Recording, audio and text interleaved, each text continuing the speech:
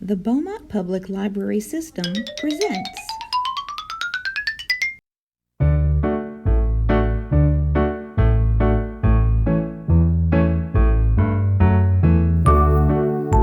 Hi everyone, welcome to Miss Robin's Favorite Stories.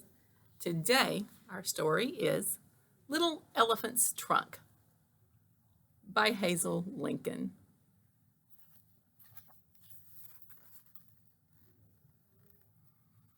All over the land there was great excitement. It was springtime, and springtime meant babies everywhere. The chimpanzee's baby clung tightly to its mother. The giraffe's baby nuzzled its mother's face. The tortoise's baby struggled to get out of its shell. The hippo's baby took straight to the water. The zebra's baby hid in the long grass, and the springbok's baby ran and ran.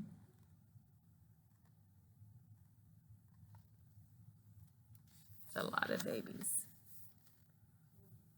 The elephants had a new baby too. The whole family rumbled with pleasure as they gazed lovingly upon Little Elephant.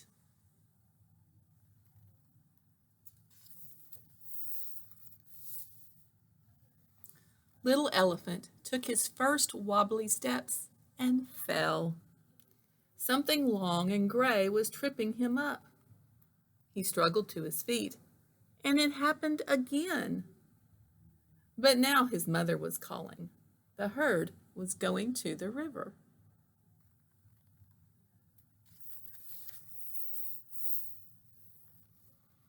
Little Elephant hurried alongside his mother, stumbling as he tried to keep up. He slipped down the riverbank and fell with a loud splash into the water.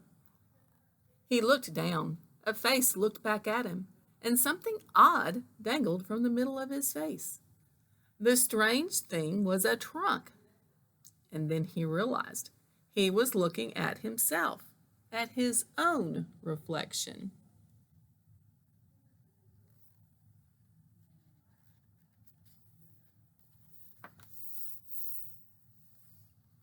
What was the strange dangling thing for? Little Elephant didn't know, but he did know that he was thirsty. The zebra was drinking the water, but Little Elephant couldn't do that. His trunk got in the way. He looked at the big elephants. They dipped their trunks into the water, put them into their mouths, and drank. Little Elephant dipped his trunk into the water, put it into his mouth, and sucked carefully.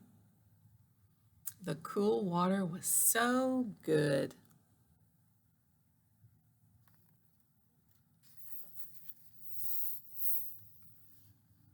Now the sun was burning down. The tortoise was shaded by his shell, but Little Elephant didn't have a shell. He looked at the big elephants. They were using their trunks to spray water over their backs. This looked like fun.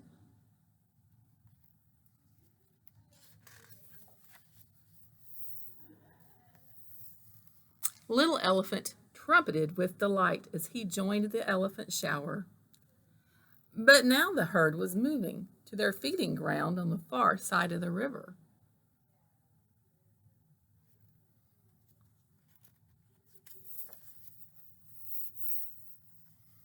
Little Elephant followed his mother, but the water was very deep and it kept getting into his trunk.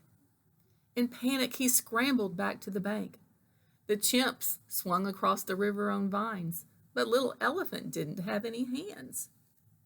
He looked at the big elephants. They all had their trunks sticking up out of the water. They were breathing by snorkeling.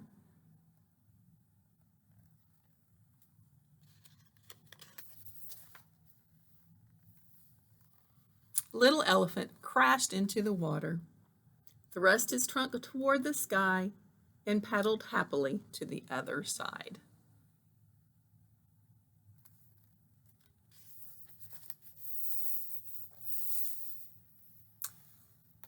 When he came out of the river, he sank into the thick, deep mud. The mud felt good in the hot sun, and he longed to cover his body with it. The hippos with their short legs wallowed in the mud, but little elephant's legs were too long. He looked at the big elephants. They picked up large dollops of mud with their trunks and threw them over their backs. Little elephant tried it. He splattered the cool mud over himself. It felt wonderful.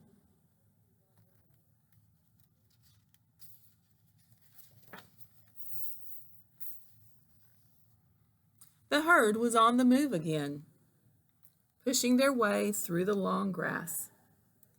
The grass was so high that little elephant couldn't see where he was going. He was afraid that he would lose his mother. The stringboks leaped over the grass with their graceful legs as they followed their mothers, but little elephant's legs were thick and heavy. They were not made for jumping.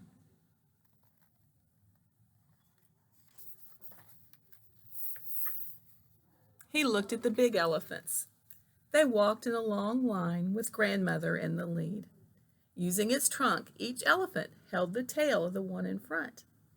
Quickly, little elephant lifted his trunk and grasped his mother's tail. Now he felt safe.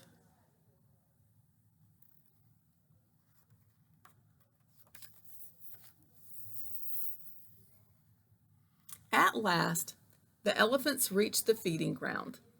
Little elephant spotted some juicy-looking leaves, but they were just out of reach. The giraffes, with their long necks, nibbled delicately at the leaves, but little elephant's neck was very short. He looked at the big elephants. They curled their trunks around the leaves, tore them off, and put them into their mouths. After a little practice, he could reach the lowest leaves with ease.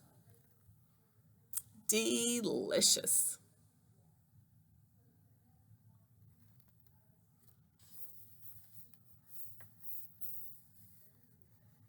The sun had started to dip below the horizon. It had been a long day for little elephant. He was very tired. He snuggled up close to his mother and felt something gently stroking him.